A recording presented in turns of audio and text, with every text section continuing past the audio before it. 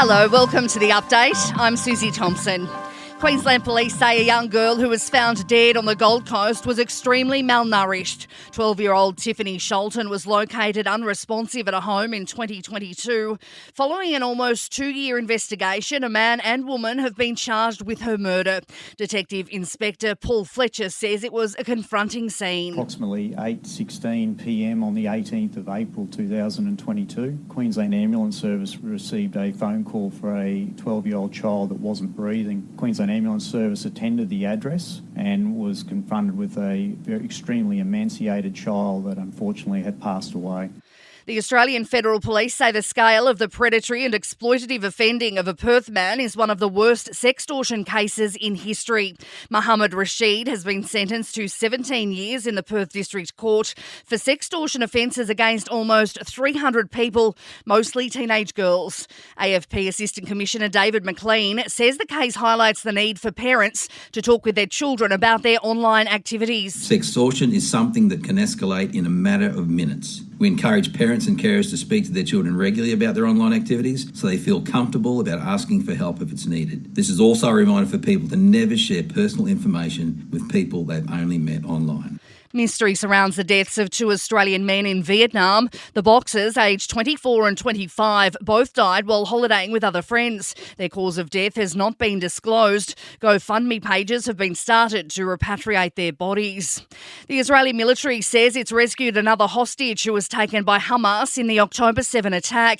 Qaid Farhan al-Qadi was reportedly rescued from a tunnel in the southern Gaza Strip. The 52-year-old is of Israel's Arab Bedouin minority. He has 2 wives and 11 children.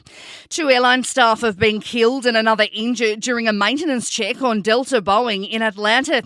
It's understood a tyre was being removed when it exploded. And a 16-year-old boy has been charged after being run down by Carlton AFL coach Michael Voss. The teenager is accused of running away from a stolen car that crashed in Melbourne. 2 occupants tried to flee the scene, but one was run down by the former Brisbane captain. The 16-year-old, who was armed with a machete, will face a children's court at a later date. Sport and entertainment are next. In sport, Rinky Hijikata has surged into the second round of the US Tennis Open, conquering Alejandro Fonkina in 4 sets. Next up, he faces the 9th seed Grigor Dimitrov. Hijikata says he's eager to lift his game and crank up the intensity. I didn't feel like I played my best tennis out there today, and it was obviously a lot of momentum shifts throughout the match, but always, those are the ones that are really good to get through when you're not playing your best level and you still manage to find a way through. And Melbourne Storm coach Craig Bellamy has rested 11 players ahead of their round 26 showdown in North Queensland. In entertainment news, Gold Logie winner Larry Emder has taken out an AVO just days after winning the award. News Corp reports the order's been taken out against a Victorian man, with New South Wales Police confirming a man tried to gain entry to the 7 Network premises earlier this month. The 52-year-old was charged with trespass and possession to appear in court in September.